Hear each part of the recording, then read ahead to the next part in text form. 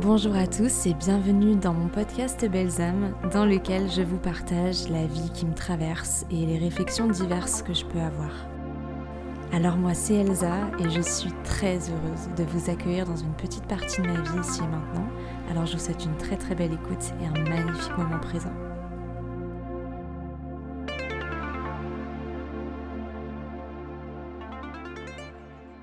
Ok, 1, 2, 1, 2, micro branché, caméra allumée, on peut y aller. Bonjour tout le monde, je suis très contente de vous retrouver aujourd'hui du coup à la suite de mon Vipassana puisque le dernier podcast que je vous ai enregistré, posté, c'était un podcast qui était programmé pendant que je faisais mon Vipassana. Donc Vipassana, qu'est-ce que c'est pour les personnes qui ne connaissent pas vraiment en 2 secondes parce que je pourrais rentrer dans les détails parce qu'au bout d'un moment je vais tellement en parler que ça va nous sortir par les trous de nez, vous voyez ce que je veux dire. j'ai pas lancé la caméra. Punaise, mais j'ai plus les bons réflexes, hein. Ça y est, la caméra est branchée, elle était pas allumée. Elle était allumée, oui, mais j'avais pas lancé l'enregistrement. Bref, donc Vipassana, pour les personnes qui savent pas ce que c'est, si vous voulez, l'enseignement de la méditation de Gautama Bouddha qu'on apprend sur 10 jours. Et pendant ces 10 jours, on ne parle pas, on médite approximativement 10 heures par jour et on est éloigné de toute forme de distraction. Téléphone, livre, matériel pour écrire, y a rien, c'est que toi avec toi. Donc voilà, et du coup je vous avais fait un podcast sur le mental, sur le cheminement que j'avais à ce moment-là, etc. Et du coup j'avais très envie de faire un peu un update par rapport à ce que j'ai pu vivre à Vipassana et ce que ça a pu me permettre de comprendre aussi sur le questionnement du mental, etc. Donc écoutez, j'ai envie de dire, lançons-nous dans l'histoire. J'en ai même fait une carte oracle. D'ailleurs, il me reste 3 cartes oracles. Ça se trouve, à l'heure où vous écoutez ce podcast, parce que là, je le fais une semaine avant sa sortie, ça se trouve, j'aurais fini tout l'oracle. Il y a 71 cartes ou 72 cartes, je sais plus, c'est énorme. Et là, du coup, j'ai fait une carte sur le mental, du coup. Il m'en reste 3 à cette heure. Je suis trop contente. Et voilà, ce projet arrive petit à petit à maturation. Donc j'espère que vos projets à vous, si vous en avez, et certainement que oui, arrivent également à maturation parce que c'est beau, c'est chouette. On est quand même sur Terre, j'ai envie de dire, pour entreprendre et créer plein de choses. Ou pas. Chacun est là pour faire ce qu'il veut au final. Bref, je commence à me perdre. Ouais, donc j'aimerais vous parler du mental parce qu'en fait, truc super intéressant, c'est que, voilà, spoil, si vous n'avez pas vu mon témoignage Vipassana, il est sur YouTube. N'hésitez pas à aller voir si ça vous appelle, sinon c'est pas la peine. Et en fait, je vous dis, en fait, dans ce témoignage-là, que j'ai super bien vécu mon Vipassana. Vraiment, je l'ai super bien vécu, j'avais le sourire tout du long, j'ai trouvé il y avait des petites périodes de longueur, etc. Mais j'ai relativement bien, assimiler le truc en me disant que voilà, je serai bientôt de retour chez moi, le temps passe, hein, quoi qu'on fasse, le temps passe, donc voilà, tout est changement et voilà. Donc au final, ça s'est bien passé, il n'y a rien de spécifique qui est remonté. C'est ça que je vous partage dans le témoignage. Par contre, là, je m'attendais vraiment pas à ça. C'est après Vipassana. Le après Vipassana, je le disais dès le début avec la personne avec qui j'étais en covoite. Je disais, je pense que l'après Vipassana, il est tout aussi important. Et je pense que je n'avais pas mesuré l'ampleur de ces mots à ce moment-là. Parce qu'en fait, la semaine de mon retour, il y a eu 2-3 jours où j'ai pédalé dans la semoule comme jamais. C'est vraiment l'expression. En fait, à partir du moment où j'ai voulu repartager sur les réseaux sociaux, j'ai commencé à filmer. En fait, j'ai trop une idée de méditation qui m'est inspirée par un physicien qui s'appelle Philippe Guillemant, qui parle du futur qui est déjà réalisé, tout ça. Et j'ai trop une idée de méditation guidée, fast cam, format qui change un peu. Et je l'ai fait 4 fois. C'est la première fois de ma vie que je fais une méditation autant de fois. D'habitude, je la fais en one shot. Parce que moi, c'est très au feeling quand je fais les méditations guidées. Et là, je l'ai refait 4 fois. Et là, je vais devoir la refaire une dernière fois pour mettre un point d'honneur à tout ça. Parce que les 4 fois, ça m'a pas plu. Et je vous ai filmé du coup mon retour d'expérience Vipassana. Pareil, j'ai cru que j'allais jamais vous le poster. Parce qu'en fait, je suis rentrée et j'ai vu tout ce que je me faisais subir. C'est-à-dire le jugement sur mon image, le doute, beaucoup de doutes sur mais est-ce que je poste ça comme ça, est-ce que ça a de l'intérêt, est-ce que ça sert à quelque chose, est-ce que ça c'est nul, ça, moi je suis moche, là ça va pas, et plein de choses comme ça. Donc ça, c'était génial. Mais du coup, je vous parle de ça. Pourquoi ? Alors, je suis sortie là de cette période. Enfin, je suis sortie. Non, je pense que c'est progressif. Mais du coup, c'est ça que je vais vous expliquer, c'est d'avoir mis un pied de recul sur ma vie quotidienne pendant 10 jours. Et ben, ça m'a permis de revenir avec une clarté mentale qui n'était clairement pas négligeable. Parce que je vous ai fait un tout petit témoignage pour vous parler du coup de ce que j'ai vécu là en rentrant. En fait, c'est ça, c'est que je suis rentrée et voilà, tout s'est super bien passé, machin. J'ai rouvert les réseaux et là, j'ai vu vraiment ce que je m'infligeais. Et en fait, c'est des choses que je savais déjà. Je voyais le jugement, je voyais que j'avais beaucoup de doutes, que des fois j'avais des boules au ventre par rapport aux réseaux sociaux et tout, machin, par rapport à mon image, par rapport au syndrome de l'imposteur, par rapport à plein de trucs. Mais c'était encore un peu flou. Voilà, c'était un peu flou il y a quelques mois de ça. Je le savais depuis longtemps, tous ces jugements que j'avais sur moi, mais c'était flou. Là, j'en ai vu les contours. Quand je suis rentrée, j'en ai vu tous les détails. J'ai tout vu. J'ai tout vu et franchement, c'était dur. C'était vraiment dur de voir ça parce que je me suis dit, mais je vais jamais arriver à me sortir de ça. Vraiment, je me suis dit, mais comment je vais faire ? En fait, j'ai eu l'impression que j'allais stagner toute ma vie, que j'allais jamais pouvoir dépasser ça. Et pendant 2 jours, c'était ça en non-stop. Je savais pas quoi faire. J'étais en détresse parce que j'étais prête à ce moment-là à voir la montagne de choses que je m'auto-infligeais. Et le fait de le voir, je me suis dit, waouh, mais je vais jamais guérir de tout ça. Je vais jamais dépasser tout ça. Je vais jamais avancer. Là, comment faire avec tout ça ? J'étais démunie. Je suis rentrée, j'étais démunie. Et pendant 2-3 jours, c'était ça. Et puis, au fur et à mesure, t'assimiles l'information, t'assimiles la montagne que tu viens de voir, et tu te dis, ok, maintenant, je décide. C'était déjà mon souhait avant d'aller à Vipassana.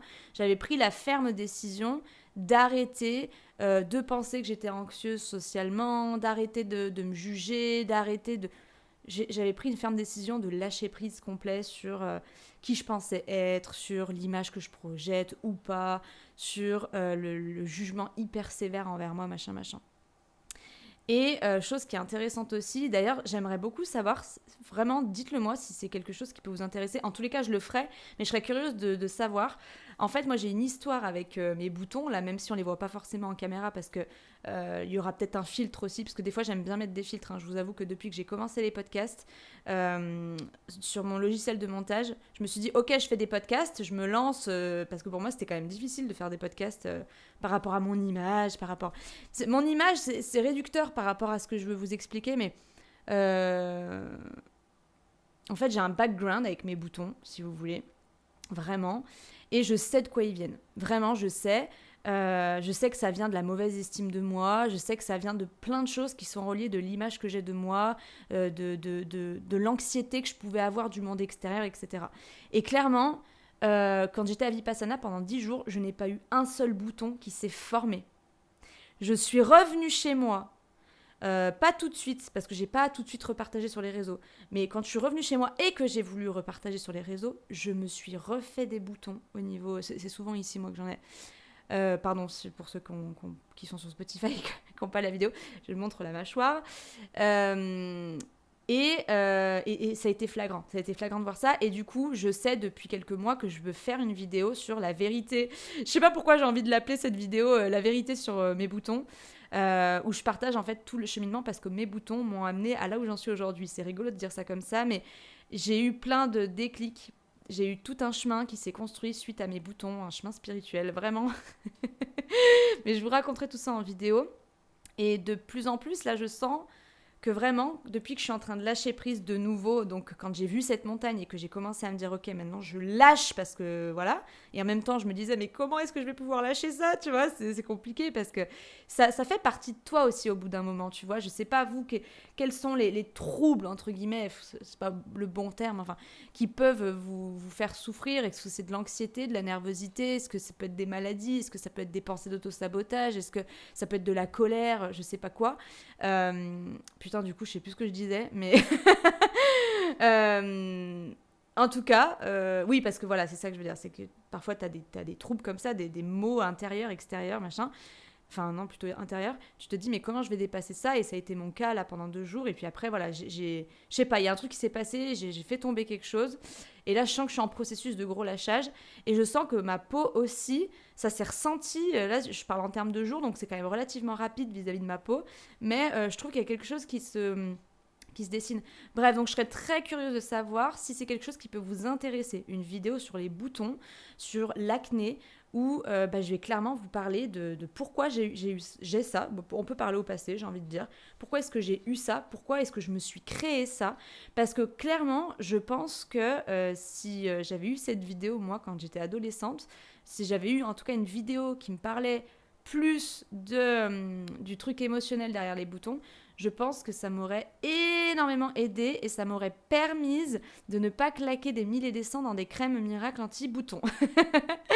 Voilà, mais puis surtout que c'est passionnant en fait. C'est passionnant parce que moi je parle des boutons, mais on peut très bien parler, j'ai une copine qui me parlait de l'endométriose.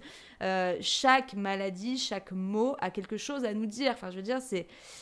Bref, donc voilà, je serais curieuse de savoir si ça vous plaît. Parenthèse fermée.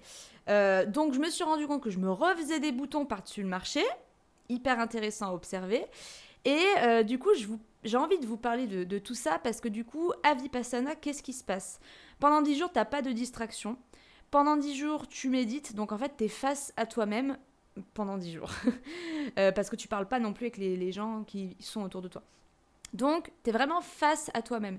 Et dans la première vidéo, dans la dernière vidéo plutôt, où je vous parlais du mental, je vous disais que pour moi, en fait, finalement, c'était super important de développer son mental pour développer sa concentration, pour développer une clarté d'esprit, pour développer le silence intérieur qui nous permet de recevoir vraiment des inspirations beaucoup plus, j'ai envie de dire, légères, fines, lumineuses que des pensées qu'on va venir ressasser. Et en fait, je m'aperçois que en fait, je suis toujours d'accord avec ça aujourd'hui après mon Vipassana. Mais là où je mets la nuance, c'est que finalement, c'est pas développer son mental, c'est développer notre capacité de conscience dans cet instrument. C'est en fait de venir développer notre conscience dans le mental. Parce qu'en fait, le mental, c'est un outil. Je pense qu'en fait, on a toutes les capacités du mental possibles et imaginables qui sont déjà en nous. Voilà, comme je disais, la télépathie, la télékinésie, le fait d'avoir un silence intérieur, bref, voilà, tout ça. Et en même temps, de recevoir des inspirations, des intuitions, tout ça. Parce que les intuitions, c'est vrai que tu les reçois en général quand t'es dans relativement un silence mental. C'est comme les rêves. Je sais pas si ça, vous l'avez remarqué. Moi, des fois, ils me reviennent dans la journée quand je suis en train de ne pas penser. Et hop, la mémoire, elle revient d'un coup, en fait. Ça s'incruste dans des moments où je ne pense pas, et je ne pense pas. Ou en tout cas, elle est vraiment en arrière-plan, la pensée, si on peut dire. Et ça, c'est très intéressant à observer, par exemple. C'est de voir que quand tu fais de l'espace, tu seras ensuite à même de recevoir des informations de ta nuit, des informations de ta sagesse, des informations, des inspirations, bref, peu importe les termes qu'on va employer.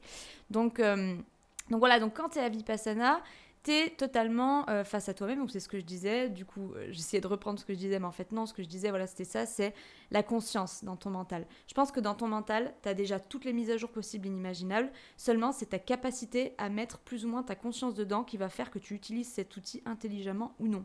Tu vois ce que je veux dire ou pas? Je pense qu'en fait, c'est pas le mental qu'on développe, c'est notre capacité à être conscient dans cet espace, tu vois. Parce que au départ, on n'est pas conscient forcément quand on est vraiment dans un stade primaire de notre évolution, si on peut dire. On n'est pas vraiment conscient de nos pensées. Donc au final, on va subir nos pensées, on va pas réfléchir par nous-mêmes. Voilà, vous voyez ce que je veux dire? Et puis petit à petit, tu commences à prendre conscience que tu as un espace mental et que finalement, les pensées que tu as, quelque part, tu peux atténuer un petit peu, plus ou moins, leur circulation incessante, tu vois. Donc tu vas commencer un petit peu de temps en temps à dire je pense à ça, tiens, mais en fait non, mais pourquoi je pense à ça? Allez, je swipe, tu vois. Tu vas commencer à... Plus tu vas mettre ta conscience, plus tu vas avoir justement du pouvoir dans cet outil. Et à Vipassana, du coup, ce qui était génial pour ça, c'est que je me suis rendu compte de plusieurs choses. Donc pour la première chose que je vous partage dans le témoignage d'ailleurs, mais je vais peut-être essayer de plus développer ici, s'il y a nécessité de développer d'ailleurs, je ne sais pas ce que je vais pouvoir développer de plus, mais ce que j'ai trouvé très intéressant, c'est que moi j'adore être dans le silence dans la vie quotidienne, donc ça m'a pas gêné d'être dans un silence intérieur, enfin extérieur déjà, donc ça m'a pas gêné. Par contre, le truc, c'est qu'au départ, j'ai eu un peu des pensées doudou. Vraiment, je les appelle comme ça parce que je trouve que c'est le terme le plus approprié. C'est que vu que j'étais seule avec moi-même, à un moment donné, je sentais que j'avais besoin d'une béquille. Tu vois, j'avais vraiment besoin d'une béquille pour me rassurer, pour m'encourager dans ce moment-là, pour m'accompagner dans les premiers jours de Vipassana. Du coup, je pensais à mon chéri que j'allais retrouver dans 10 jours. Je pensais à mon chat, je pensais à ma maison, je pensais à mon activité, je pensais au tarot que j'avais reçu, que j'allais recevoir, que j'allais découvrir une fois rentrée chez moi. Je pensais à des petits trucs comme ça, doudou, et ça me faisait du bien. Vraiment, ça me faisait du bien. Et puis, ce qui est hyper intéressant, c'est qu'au fil des moments, des jours qui passent, je sentais que je n'avais vraiment presque plus besoin de ces pensées doudou, mais je m'y étais attachée. Alors, est-ce que c'est mon mental qui a voulu réentretenir ces pensées? Est-ce que c'est moi qui m'y suis attachée parce que je m'y suis attachée? Pourquoi? Parce que je me suis attachée en fait à la sensation que ça me procurait. Parce que d'ailleurs c'est ce qu'ils t'apprennent dans Vipassana en fait, c'est que peu importe l'addiction, la cocaïne, le sexe, le jeu, la clope, peu importe l'addiction, c'est pas ça qui est important. T'es pas accro à l'addiction, t'es accro aux sensations que ça te procure. Et quand tu comprends ça, pareil, la bouffe, quand t'es accro au sucre ou au gras ou j'en sais rien quoi, tu vois.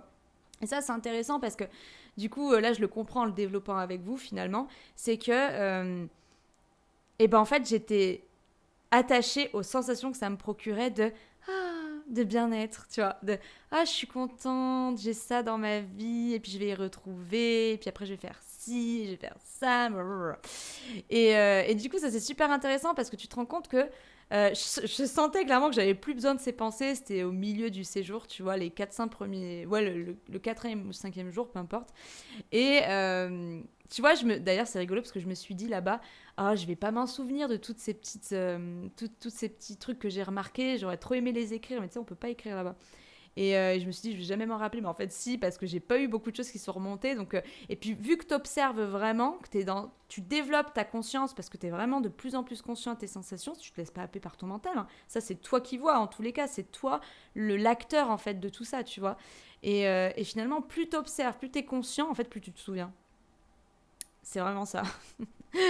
Et donc je me souviens comme si c'était hier, en même temps, c'était il y a à peine c'était il y a 2 semaines, enfin bon, peu importe, et on s'en fout. Mais du coup, ouais, donc je me suis rendu compte que je m'étais attachée à la sensation que ces pensées me procuraient. C'est intéressant, ça, je trouve. Et donc, du coup, je me forçais à y repenser. Je me forçais à me dire, ah, mais oui, là, t'as ton tarot qui t'attend, t'as ton chéri, t'as ton activité, là, t'as plein de choses que t'as envie de faire, nanani, nanana, donc c'était drôle. Et puis après, 7e, 8e jour, j'y pensais plus. J'y pensais plus, j'avais réussi à me détacher des sensations que ça me procurait. Donc ça, très intéressant, parce que je vous donne un exemple de pensée doudou. Mais je veux dire, je pense qu'on en a tous, en fait, clairement, au quotidien, tu vois. Quand tu vas penser... j'ai pas forcément d'exemple, là. Tu vas penser au fait que ce soir, tu as un resto avec la personne que tu aimes le plus au monde. Ou... non, c'est un peu con ce que je dis, mais si, au final, si, tu vois, tu vas penser à ça plutôt qu'à ce que tu es en train de faire. Parce que ce que tu es en train de faire, c'est pas que ça te saoule, mais voilà, tu préférerais être ce soir, tu vois, avec la personne que tu aimes.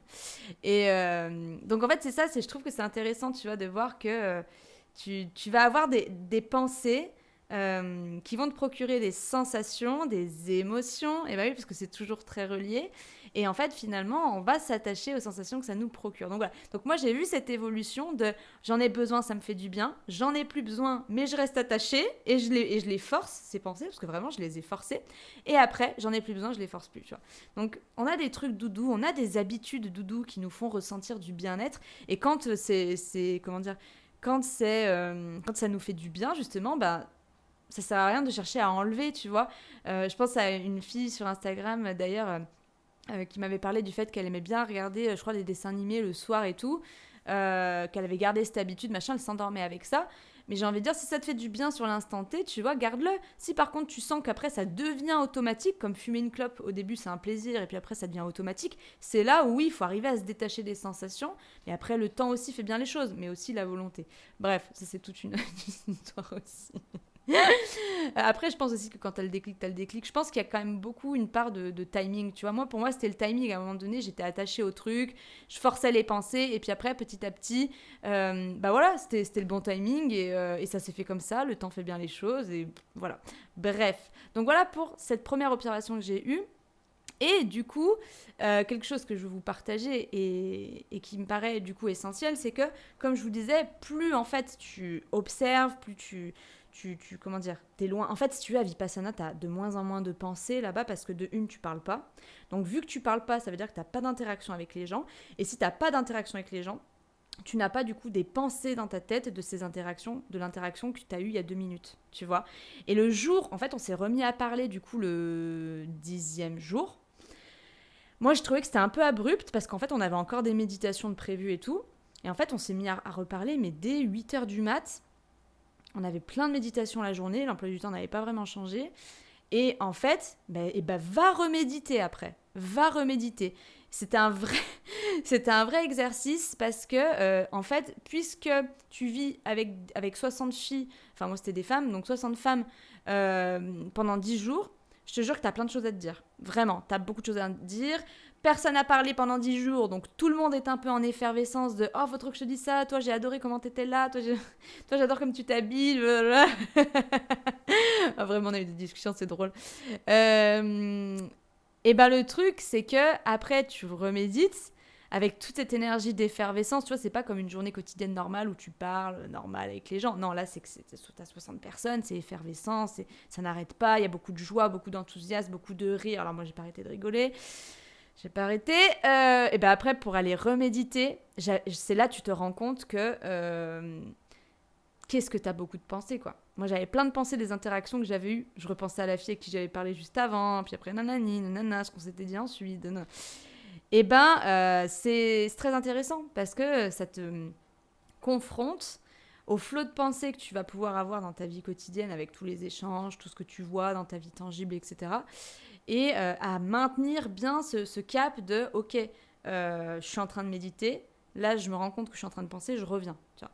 Ah, mais clairement, je suis revenue, je pense, une cinquantaine de fois, hein, tellement que je suis partie dans mes pensées dans 1 heure. Je pense que je suis revenue une cinquantaine de fois.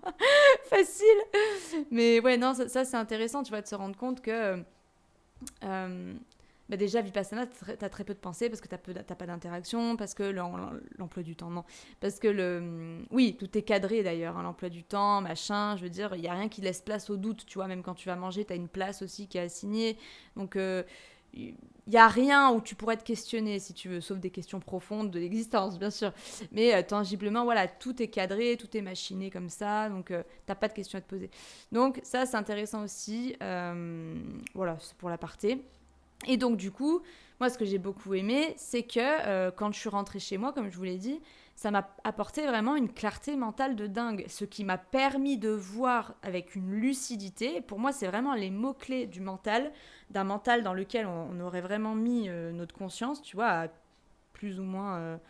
comment dire, à une échelle plus ou moins grande, voilà, peu importe. Parce que notre conscience, je veux dire, on peut la concentrer un peu, on peut la concentrer moyen, et puis on peut la concentrer énormément, et c'est là qu'on va déployer en fait tout l'outil de notre mental. C'est quand tu vas vraiment te concentrer à fond à l'intérieur de celui-ci, tu vois. Et quand tu te concentres vraiment, quand tu concentres vraiment ta conscience, comment dire, dans le présent, ben, du coup, ça t'apporte énormément de lucidité, ça t'apporte une clarté qui est folle, ça t'apporte la concentration, mais énormément la concentration. Ça te permet de te concentrer, mais vraiment, tu te rends... En fait, si tu veux, Vipassana, c'est progressif dans la technique, mais au bout d'un moment, en fait, tu scannes ton corps, par zone. Tu scannes ton corps de haut en bas, machin, machin. Et en fait, quand par exemple, tu mets ta conscience, là maintenant, vous pouvez le faire, tu mets ta conscience à l'intérieur de ton oreille, au début, potentiellement, que tu sens rien. Et puis au final, plus tu vas venir concentrer ton esprit, tu l'aiguises en fait, tu aiguises, tu affûtes ton esprit, et en fait, plus, dès que tu vas mettre, il n'y a pas de plus, on enlève ce mot, dès que tu vas mettre ta conscience sur ton ongle, tu vas le sentir direct, tu vas sentir toutes les vibrations, et ça, c'est hyper intéressant à vivre. C'est hyper intéressant à vivre, pourquoi ? Parce que ça ne s'arrête pas qu'au corps, en fait, si tu veux, Moi, depuis que je suis rentrée, du coup, je me suis retrouvée à être beaucoup plus efficace, en fait, dans tout ce que je pouvais faire. Même faire les courses, je me suis trouvée vraiment beaucoup plus efficace. Faire ma carte oracle, hyper efficace. Et pourquoi aussi? Parce que vu que tu es concentré, en fait, si tu veux, quand tu es concentré, qu'est-ce qui se passe? En tout cas, moi, c'est ce que je ressens.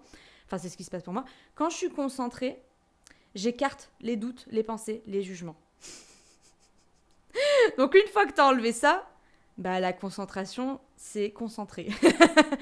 Ta concentration, elle est très concentrée, elle est très aiguisée, elle est très affûtée, elle est très précise. Voilà, c'est précision chirurgicale. C'est vraiment le terme. Et tu vois, c'est pour ça que je suis beaucoup plus efficace aujourd'hui dans ce que je fais, parce que du coup, le fait de te concentrer, ça te permet d'éviter les doutes, les jugements, les pensées, machin. Et c'est pour ça que du coup, je m'entrave beaucoup moins. Là, j'ai fait 3 cartes oracles en rentrant. C'était hyper fluide, puissant. J'ai carrément moins pinaillé que sur d'autres cartes oracles. Pardon, j'aurais pu me dire, ah non, attends, ce mot là, ça va pas. Hein. Non, et encore une fois, c'est pas une idée de plus être perfectionniste ou de pas vouloir... tu vois, créer quelque chose de plus ou moins parfait à l'image que tu as envie qu'il soit, tu vois. Non, c'est pas ça l'idée. En fait, quand tu te concentres, tu trouves ton juste milieu. En fait, c'est beaucoup plus rapide. C'est ça, tout est beaucoup plus rapide quand tu te concentres. En fait, je pense qu'encore une fois, j'enfonce des portes ouvertes, quoi, si tu veux. Mais parce que vu que tu enlèves le jugement, les pensées, les machins, les trucs, en fait, tu vas au cœur du message que tu veux faire passer. Tu vas au cœur de ce que tu as envie de faire. Et du coup, tout devient beaucoup plus fluide. Tu trouves les mots beaucoup plus facilement. Et ça, c'est Sri Aurobindo qui disait justement qu'en fait, faut arrêter de vouloir trop planifier à l'avance. Alors oui, c'est bien de planifier, hein. Faut pas tomber dans un extrémisme mental. Mais il dit en fait que au bout d'un moment, tu es dans un silence intérieur qui est tellement grand qu'en fait, les informations de ce que tu dois faire sur le moment, elles te viennent au moment clé, en fait, si tu veux. Et ça, vraiment, ça se ressent de ouf. Ça se ressent de ouf parce que, tu vois, là, je fais ma carte oracle, machin. Bah, il y a les mots qui me viennent, tout me vient beaucoup plus facilement parce qu'il y a beaucoup moins de jugement. Voilà, encore une fois, désolé, je me répète, mais parce que moi, ma vie, c'était ça. C'était vraiment me juger et mettre des entraves et tout est plus long. Je me rappelle d'ailleurs une fois, c'était il y a très très longtemps, c'était il y a 3 ou 4 ans, peut-être même plus. J'avais une copine qui était venue chez moi, enfin, en fait, il y avait plusieurs personnes qui étaient venues chez moi. Et puis en fait, je faisais une story avec une pote. Et en fait, je fais la story à côté d'elle et tout. En fait, on la faisait ensemble. Je sais plus pourquoi, c'était quoi cette story. J'étais en train de travailler ma story, si tu veux. Parce que je passais beaucoup de temps à l'époque à vraiment travailler les stories. Pourquoi? Parce que je me jugeais beaucoup. Je me disais, attends, est-ce que... En fait, j'étais super indécise. Attends, est-ce que je mettrais pas plutôt ce gif? Est-ce que je mettrais pas plutôt ce mot-là? Et donc, j'étais avec ma pote. Et je la regarde. Et je lui dis, je suis longue, hein. Et j'étais en train de me rendre compte de, putain, mais le temps... Mais je crois que je suis restée facile 8 minutes, pour pas dire 10, sur la story, avant de la poster. Un truc, voilà, tu vois, fun. Elle me dit, mais oui, j'hallucine. Elle m'a dit un truc comme ça, mais tu te prends trop la tête. Bah ouais, et en fait, tout était beaucoup plus long parce que du coup, là, je continue de méditer 1 heure tous les matins et puis des fois un petit peu le soir. Parce que ça me permet, en fait, si tu veux, pendant 1 heure, tu scannes ton corps. Donc, t'as des pensées qui viennent, tu reviens, t'as des pensées qui viennent, tu reviens, t'as des pensées qui viennent, tu reviens. Et du coup, tu passes ton temps à vraiment te concentrer, à aiguiser ton esprit, machin. Donc, cette méditation, moi, je la trouve hyper intéressante pour ça. Là où il y a plein d'autres types de méditations que j'ai faites qui m'ont quand même moins apporté, même quasiment pas apporté, en fait, cette affûtation de l'esprit, je parle pas la France. Je parle pas la France. Cette précision de l'esprit, en fait. C'est ça que j'aime beaucoup, en fait, dans cette méditation-là. Bon, après, peu importe. Hein.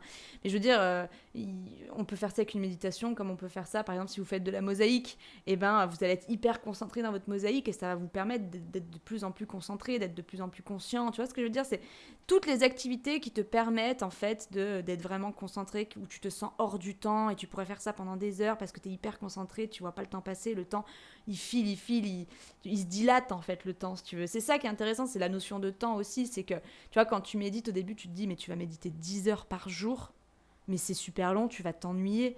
Alors oui, il y a des fois où tu peux t'ennuyer, clairement, ça c'est pas exclu, hein. Mais par contre, bah moi, je me suis pas tant ennuyée que ça, en fait, vraiment, parce que si vraiment tu t'es à fond dans ce que tu fais, le temps, il se dilate. Et ça, c'est hyper fort comme sensation. Mais encore une fois, je pense qu'on le vit tous, on l'a tous vécu déjà une fois. Et si vous avez une passion, vous le vivez à chaque fois que vous faites votre passion. Là, ça fait au moins une demi-heure que je suis déjà en train de filmer. Je vois pas le temps passer parce que je vous partage mon cheminement et ça me passionne. Donc voilà. Donc voilà, cette clarté mentale, je souhaite la maintenir énormément. Pourquoi ? Parce que ça me permet de voir très rapidement ce qui se joue dans mon esprit. Là où avant, je le voyais, mais c'était déjà bien implanté dans mon esprit. Tu vois ? Là, maintenant, je le vois quand ça commence à arriver. Et ça, c'est génial. Parce que du coup, je suis beaucoup plus alerte. J'ai mon esprit qui est beaucoup plus éclairé avec ma propre source, avec ma propre conscience, d'accord ? Pas avec des pensées parasites qui viennent de l'extérieur et qui font croire que je pense par moi-même, alors qu'en fait, non, je pense pas par moi-même. C'est des informations qui me viennent de l'extérieur et que j'ai dans mon cerveau et qui circulent. Non, c'est j'apprends à faire le silence intérieur.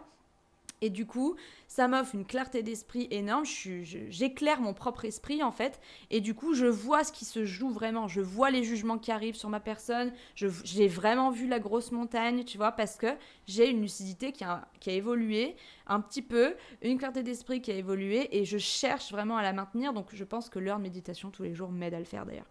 D'ailleurs, vous, qu'est-ce qui vous aide à garder une clarté mentale ? Ça, très intéressant comme question. Vraiment, je serais très curieuse de savoir quelles sont les activités, l'état d'esprit aussi. Le fait de lâcher des pensées, ça te permet de gagner en clarté mentale, ça c'est sûr. Mais ça, c'est intéressant parce que je pense que c'est tellement important de garder une clarté mentale là où aujourd'hui la moitié des personnes n'ont pas de clarté mentale. Enfin, je veux dire, c'est pas pour dénigrer, hein, mais la société, elle a que des problèmes. La société, c'est les inconnus. Si vous n'avez pas la ref, je veux dire, la société, elle ne cherche pas à nous éclairer l'esprit par nous-mêmes. Non, elle cherche à nous mettre des idées dans la tête. Et les idées dans la tête, les pensées dans la tête, ça fait quoi ? Ça se traduit par des émotions, de colère, de peur, de machin, de trucs, parce que tout est toujours relié. Et du coup, non, en fait, on pense pas par nous-mêmes. On croit qu'on pense par nous-mêmes. Même là, moi, je pense déjà un peu mieux par moi-même. Mais je suis clairement encore sous plein d'influences, tu vois. Et c'est normal, c'est pas... Voilà, encore une fois. Donc voilà, les réseaux sociaux, c'est pareil. Enfin, je veux dire, on nous bassine tellement d'1 milliard de trillions d'informations par jour. C'est un exercice de maîtrise énorme que de garder une clarté mentale. Et c'est ce que je souhaite, ce que je maintiens chaque jour durant, parce que je n'ai plus envie de me laisser illusionner par des pensées parasites, par mon mental, par par la petite version de moi qui a peur. Tu vois ce que je veux dire ? J'ai plus envie de ça et du coup je maintiens ma clarté mentale. Je fais ce que je peux pour maintenir ma clarté mentale. Et c'est comme ça également qu'on peut recevoir des intuitions, des inspirations, qu'on peut atteindre d'autres formes de communication, d'autres formes de compréhension de la vie, de machin. Donc, il y a tout un tas de bénéfices à en retirer. Voilà, écoutez, est-ce que je voulais vous partager d'autres choses ? Je crois que oui, il y a un dernier truc que j'aimerais vous partager, que j'ai trouvé super intéressant à Vipassana et que je n'ai pas mis dans le témoignage parce que j'y ai plus pensé sur le moment. Parce que c'est vrai que mon témoignage sur YouTube, il a été vraiment, si vous l'avez regardé, vraiment influencé par le fait que j'ai adoré l'expérience d'un point de vue social, d'un point de vue ce que ça m'a permis de nouer comme lien avec les autres, etc. Et en fait, j'ai fait que parler de ça. Parce que c'est hyper fort pour moi, vraiment. C'est pas pour rien que j'ai parlé que de ça, c'est qu'il y a vraiment eu un truc. Et j'ai vu que vous l'avez ressenti. Enfin, j'ai eu des messages où vous me disiez que, voilà, au travers de ce que je disais, vous ressentiez vraiment l'émotion. Et ça m'a fait plaisir, vraiment, parce que je savais pas si j'allais réussir à vous faire passer un bout des émotions, du sentiment plutôt. Parce que c'était pas des émotions. C'était un sentiment profond, en fait. Et je voulais vraiment vous le faire passer. Et en fait, c'est pour ça que je voulais même plus la poster. Parce que je me suis dit, mais non, c'est nul. Tu sais, le jugement qui revenait. C'était à ce moment-là que j'ai vécu les 2 jours là, très compliqués. Les 2 jours de nuit noire totale. Mais non, c'est de la merde. Je fais que parler des gens. Alors que pourtant, Vipassana, c'est de la méditation. J'aurais dû parler de moi et de mon rapport à moi et tout. Mais non, en fait, c'est mon témoignage. Et bref, tu vois, je me suis un peu reconnectée à moi, quoi. Voilà, au lieu de partir dans mes pensées. Et du coup, le truc que je voulais vraiment dire, que j'ai trouvé super intéressant, c'est qu'en fait, si tu veux, chaque jour, tu avais l'enseignant qui appelait les anciennes élèves, les nouveaux étudiants, enfin voilà, c'est catégorisé en deux parties comme ça. Et 5-6 à la fois, tu vois. Et en fait, l'enseignante, alors pas le droit de parler entre nous, mais l'enseignante nous posait des questions pour savoir si on comprenait bien la technique, tu vois. Et puis moi, je restais méditer dans la pièce parce que j'aimais bien entendre ce que les gens disaient en fait à l'enseignante, parce que je trouve que c'est super intéressant les témoignages, pour voir si... Et du coup, il y a des trucs qui m'ont aidé aussi dans la méditation, d'ailleurs, en écoutant un peu en scred comme ça. Et j'entendais, il y a une fille, en fait, qui s'était mise à pleurer. Et d'ailleurs, ça m'a mis les larmes aux yeux. Voilà. Ouais, ça m'a bien mis les larmes aux yeux de l'entendre pleurer comme ça. Tu sais que j'y repense, ça me redonne les larmes aux yeux. C'est quand même fou d'être comme ça. En même temps, c'est beau la sensibilité. C'est beau sous plein d'aspects. Et du coup, elle se met à pleurer comme ça. Et en fait, elle dit oui, mais moi, je le sens pas, le flux libre. En fait, parce que ce que je vous ai pas dit, c'est que au départ, tu sens des douleurs, hein, tu sens des sensations grossières dans ton corps quand tu commences à le scanner, surtout que tu restes là, tu bouges pas, donc tu douilles, hein, t'as mal. Hein. Après, tu peux sentir des sensations sympas, et surtout, il y a des endroits où tu ne sens rien, parce que ton esprit n'est pas suffisamment affûté pour sentir cet endroit encore. Donc, c'est tout un chemin, c'est vraiment tout un chemin, c'est très intéressant, tu vois la progression, c'est énorme. Ça, c'est génial. Et donc, cette personne, elle disait... Et puis, pardon, je me coupe tout seul. Et il y a beaucoup de personnes qui sentaient le flux libre. Le flux libre, c'est quand tu sens une énergie, une vibration de partout dans tout ton corps. C'est exaltant, c'est incroyable. Voilà. Et donc, du coup, cette personne disait, mais moi, je le ressens pas. Et en fait, vraiment, la fille hyper dure envers elle-même. Moi, je sens que des trucs qui font mal ou des endroits où je sens rien. Et tu sens que vraiment... Et puis, elle arrêtait pas de dire, l'enseignante, mais c'est pas une compétition, c'est que de toi, toi et tout. Et en fait, ce que j'ai trouvé hyper intéressant avec Vipassana, c'est que ça te ramène à ton plus grand défaut. C'est là, en l'occurrence, la personne, certainement que c'était la comparaison, tu vois. Moi, là où ça m'a ramené, c'est qu'en fait, quand il y avait des endroits qui étaient endormis au départ, vachement derrière la nuque, un peu les cuisses et tout, il y avait des endroits où je passais dessus avec ma conscience, putain, ça ne voulait pas. Et j'avais du mal à rester équanime et à rester neutre, tu vois, alors que c'est le but. Hein. Le but, c'est de ressentir tes sensations sans les détester, sans les rejeter, sans créer de l'aversion ou sans créer du désir et une excitation folle, tu vois. Parce que des fois, tu peux ressentir des sensations dans ton corps qui sont trop apaisantes, qui sont merveilleuses, tu vois. Donc l'idée, c'est de ne pas créer du désir et de vouloir avoir que ces sensations-là. Non, c'est de recevoir toutes tes sensations telles qu'elles sont, de les accepter telles qu'elles sont, sans avoir de préférence. C'est génial comme exercice parce que ça t'apprend à devenir de plus en plus équanime dans ta vie, en fait, si tu veux. Donc, peu importe avec ça. Et donc, moi, le truc, c'est que je me rendais compte que du coup, il y avait un peu une habitude qui s'était créée, c'est que là, derrière la tête, c'était engourdi et les cuisses aussi. Donc, dès qu'en fait, je passais ma conscience, que je savais que j'allais arriver vers la nuque, vers l'arrière de la tête ou vers les cuisses, je sentais que j'avais une appréhension. Je sentais que ma respiration, elle changeait et je sentais que j'avais des doutes sur ma capacité à ressentir les choses. Ah mais un truc de fou, et là ça me le fait encore chez moi, hein. Je le ressens, je sens que ma respiration, parce que j'ai encore 2-3 endroits qui peut... Non, en vrai non, c'est ça qui est rigolo, c'est que je n'ai plus d'endroit qui est engourdi. En tout cas, comment dire, ça, demain peut-être que j'aurai des endroits engourdis, mais en progressant là, je crois que j'ai plus d'endroits qui sont engourdis. Je ressens plus ou moins toutes les parties de mon corps vraiment consciemment. Et du coup, c'est ça qui est rigolo, c'est que même encore maintenant, j'ai des appréhensions sur certains endroits alors que je les ressens. Donc moi, mon plus grand défaut, ce que ça me montre, ce que ça fait ressortir de chez moi, c'est le doute. C'est que j'ai pas arrêté de douter toute ma vie de moi, machin. Et j'ai trouvé ça fou de voir chez la fille qu'elle elle se mettait en compétition avec les ressentis des autres et sa capacité du coup à ne pas elle les ressentir. Moi, c'était les doutes. Pour d'autres, c'était, je sais pas, le fait que c'était beaucoup... non, qu'est-ce qu'on pourrait dire ? Le fait que c'était beaucoup trop difficile de se retrouver avec soi-même et ses pensées, tu vois. Et en fait, chacun faisait remonter consciemment, inconsciemment, et ben un peu son plus grand défaut pour le mettre en lumière.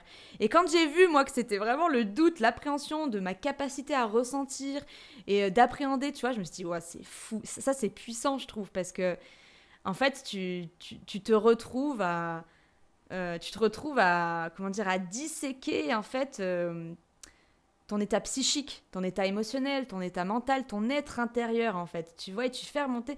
Ça, c'est super intéressant. Enfin, là, quand je dis j'en reparle comme ça, parce que là, je l'avais gardé que dans ma tête, ça. J'en ai parlé à personne cette petite anecdote. Mais ça, c'est beaucoup trop intéressant pour que j'en ai pas parlé. Oh là là. pour que j'en ai pas parlé.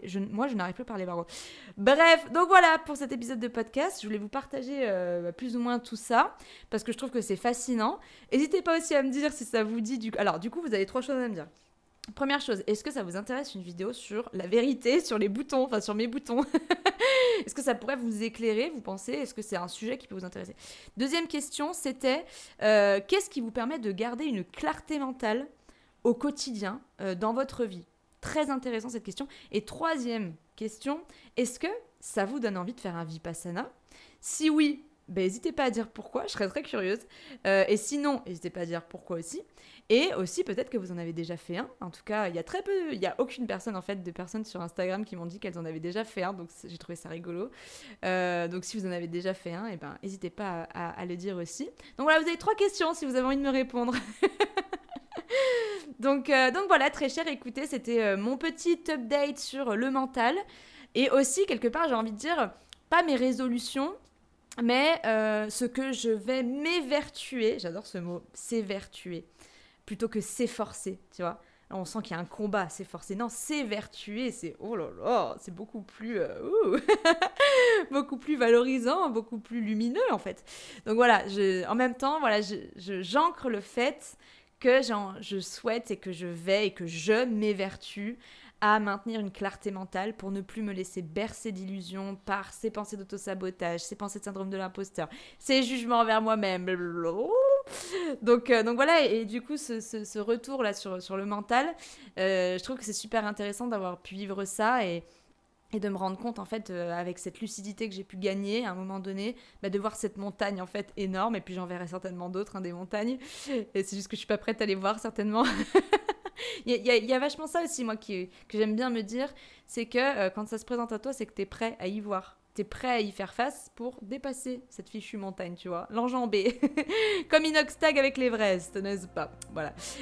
Et bien écoutez, je vous remercie infiniment. N'hésitez pas du coup à répondre à mes 3 petites questions, ça me ferait plaisir vraiment. Et puis en même temps, ça soutient ma chaîne aussi, vos commentaires, donc c'est d'une pierre deux coups.